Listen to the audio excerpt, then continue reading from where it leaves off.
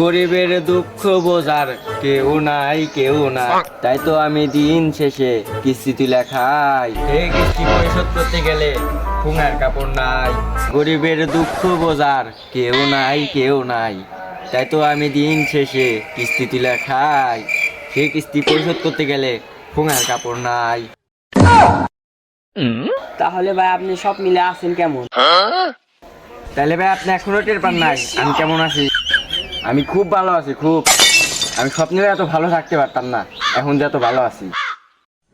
আপনি এতই ভালো আছেন, তাহলে কি করে ভালো আছেন? আমার তো পাগলা কুত্তা কামড়াইছে। আমি কিরম আছি আপনাকে কই, আর আপনারা নিয়ে টিভির ভিতরে ছেড়ে দেন। আর শালারা মানুষে দেখুনি কোনি শালারা অনেক সরকারি দুর্নাম করতেছে, আর আমাকে নিয়ে জেলের ভিতর ভরে দিই। আমি ভাই খাই বা না খাই, তা আমরা তুলি শান্তি মতো বউ নিয়ে ভালো হলে ঘুমাইতে পারি। আর আলু আর তরকার ডাল হই যাই দই, আমি তো শান্তি মতো খাবার পেতেছি, ওইটাই আমার কাছে অনেক। দেশের কথা ওই আর সরকারি কথা ঘৃণা শোনার টাইম আমার নাই। আমার ইন্না হলে গেলে আমার চাকরি থাকবো না। অন্য শোনার টাইম নাই, আমরা শুনতে আইছি গরিব মানুষ কি রকম আছে সে কথা শুনতে আইছি। ওটাই আপনি আমাদের বলেন। গরিব মানুষের আর জীবন ভাই, মনে করেন যে ভাই মুখ দেখতে গেলে ফোঙার কাপড় উল্টে যায়, আর ফোঙা দেখতে গেলে মুখের কাপড় উল্টে যায়। এখন তারপরেও চিন্তা ভাবনা করে এখন আসি, ভালোই আছি, মোটামুটি আসি।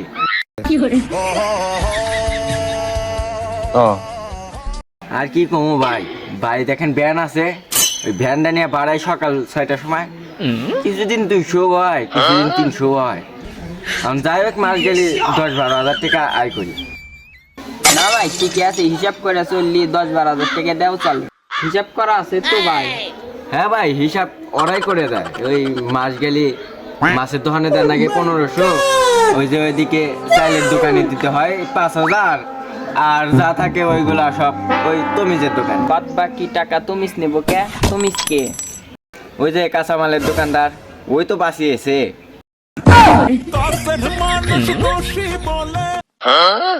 তাহলে ভাই বাদ থাকলো ছেলের পড়ালেখা কিভাবে করান? ছেলে পেলে পড়াশোনা করানোর ইচ্ছা আমার নেই। কে ভাই, শিক্ষা তো মানুষের উপকারে, কে লাগবে না? যাক ভাই, আপনি তো আমাদেরকে মানুষ মনে করেছেন, তো যাই হোক ছেলে পেলে পড়াশোনা করার ইচ্ছা নেই। তাহলে ভাই পড়ালেখা না করে কি করাবেন? ও ভাই, একটা ছেলে হইলো ভাই আমার, এখনো বোঝা শিখিনি, সবাই ছোট আতো শিখতেছে। তো ভাবছি যে আর একটু বড় হইলে ওই যে ইয়ের সাথে হাসান ভাইয়ের সাথে দিব, তো এই গাড়ি গুড়ি সারবে, এই ভালোই কিছু টাকা আসবে। আচ্ছা ভাই, হাসান ভাইয়ের সাথে দিয়ে যদি ছেলেদের ভবিষ্যৎ ভালো হয়, তাহলে ভাই হাসান ভাই কি করে? গ্যারেজে ভাই ওই মোটর সাইকেল সারা শিখতে। এরকম কথা ভাই, ছেলে পেলে পড়াশোনা করে যদি ভবিষ্যতে ভালো কিছু করতে পারে তাহলে আপনারই ভালো। ছেলে পেলে এখনই ভবিষ্যৎ নষ্ট করে দিবেন, এটা কি ভাই আমার দোষ? দোষ তো আর নিজের, ওর কপালে। ও গরিবের ঘরে জন্মাইছে কে? তাও হোক, তাই কি ভবিষ্যৎ আর নষ্ট করতে হবে? পড়াশোনা শিখে তার যদি একটা ভালো যদি চাকরি করা পারতো, আর ভবিষ্যৎটা ভালো হতো না? তাহলে ভাই আপনি এক কাজ করেন, আমারে 20-30 লাখ টাকা দিয়ে যান। ছেলে যদি পড়াশোনা শেষ করতে না পারে, তাহলে আপনার টাকা আপনি ফেরত দিয়ে দিবেন। আর যদি চাকরি বাকরি পায় তাহলে তো পাইলই। আর যদি শেষ করতে পারে তাহলে আপনার টাকা আপনাকে ফেরত দিয়ে দিব। আর কি, আমার বাপ কি আমাকে আলাদা দিনে চালাক দিয়ে গেছে যে বস থেকে ঘষমু আর টাকা বেরো আমার ছেলে বেড়ে চাকরি করবো, হ্যান করবো, ত্যান করবো?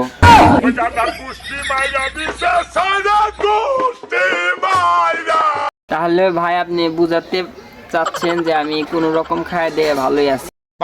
হ্যাঁ ভাই, ঠিকই বলছেন। এই ভালো খাইতেছি, ভালো পড়তেছি, না ভালোই, খারাপ না। আপনি ভালোও খাচ্ছেন? আমার তো এই কথা মিথ্যা কথা বলতেছে। তাহলে আপনি কি খাচ্ছেন? তো ভালো খাইতেছি না তো কি খাইতেছি? ওই দোকানে যায় হ্যাঁ বলি, চালের দাম বলি 28, 29, মিনিকেট, ইন্ডা সব এক সাইডে রেখা ওই ভালোর ভিতরে, এই কম দামের ভিতরে একটা ভালো চাল দেন। আচ্ছা ভাই আমি বুঝলাম, চালের ভিতরে তো কয়েক প্রকারের আছে, তাহলে সবজির ভিতরে আপনি কি করেন? ওইদিকে আমি অত সচ্ছল না, তারপরে আমি বাজারে যাই, যাওয়ার পরে ওকে বলি যে এই যত ভালো বেগুন আছে সবগুলো এক পাশে সাইড করো। সব ভালো বাগুন সাইড করবো, তাহলে ভাই আপনি তো ভালো খাবার খান। এবার ওই ভালো বাগুন দিনে সাইড করছা, আর পচা বাগুন দিন না আছে পোকারে ঠোকারে, অন্যার ভিতর থেকে 1 কেজি ভালো বাগুন দে। ঝাল, তেল, পেঁয়াজ এর বেলা আপনি কি করেন? ইন্নারও প্রকার ভেদ আছে ভাই। মনে করেন যে তাহলে মাছের কথা আগে বলি, ওই সারাদিন ব্যান নিয়ে টিপ মিপ মেরে ওই বাজারে এক কোনায় গাঁটটি মেরে বসে থাকি। মাছালারাও মাছ বেচার পরে ওই মাগরিবে যখন আজান দেয় নামাজ কালাম পড়ে এসে যখন দেখি যে তার মাছগুলো পয়সা গেছে, এখন ওইগুলা নিয়ে সাইড করে ফালা দিব, তখনই আমি যাই ওইগুলা কম দামে 10-20 টাকার কিনে নিয়ে আসি। এইরকম ভাই চলতেছি আমি।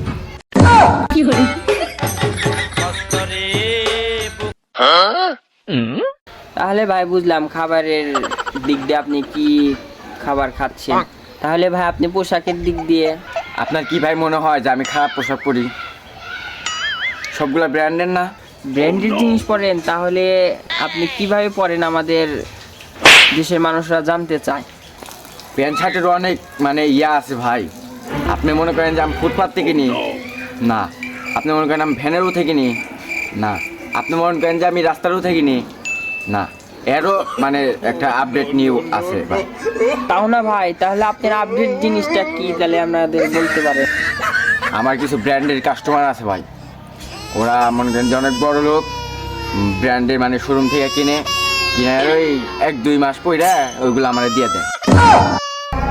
যা বলতেছি সব উল্টা ভাবতেছে। তাহলে ভাই আপনি বইয়ের দিক দিয়ে আপনি কি করেন? তে আমার নয় বাড়িওয়ালা আছে, আমার যারা ক্লায়েন্ট তাদের বাড়িওয়ালা নাই, আমার বাড়িওয়ালাও তাদের বাড়িওয়ালার তাই করে ব্র্যান্ডেড।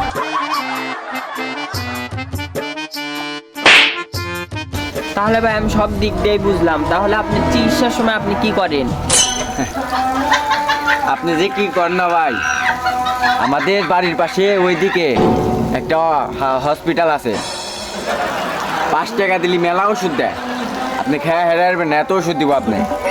কি যে বলেন না ভাই, আপনি গরিব মানুষ, বড় বড় হসপিটালে তো আর যাইতে পারি না, ওই বাড়ির কাছে ছোট একটা হসপিটাল আছে, ওইখানে 5 টাকার অনেক ওষুধ দেয়, যে আপনারাও অত ওষুধ তো খেয়েও দেখেন না। না ভাই যা বলতেছি সব কিছু উল্টা কইতেছে। ভাইয়ের কাছে আমি থাকবই না, থাকেন। এত তাড়াতাড়ি হাল ছেড়ে দিলেন ভাই, তাতে আবার গরিবের দুঃখ বুঝতেছেন? হবে না ভাই, আপনাদের দিয়ে গরিবের দুঃখ বোঝা হলো না। জানি যে আপনার সাথে আমি থাকলাম, আমার টাইম দিল, আমি এখন বাসে যাম, যাই ভ্যানটা নিয়ে বেরোম, দেই 2-1টা টিপ মিপ মারান জানি, তারপর আবার ওই যে আজান দিতেছে, আবার মাগরিবের আজান দিবনি, তারপর আমি আবার ওই মাছের ওই জায়গায় যা বসে থেকে মাছগুলো নিয়ে আসুন। থাকেন ভাই, ঠিক আছে, গেলাম।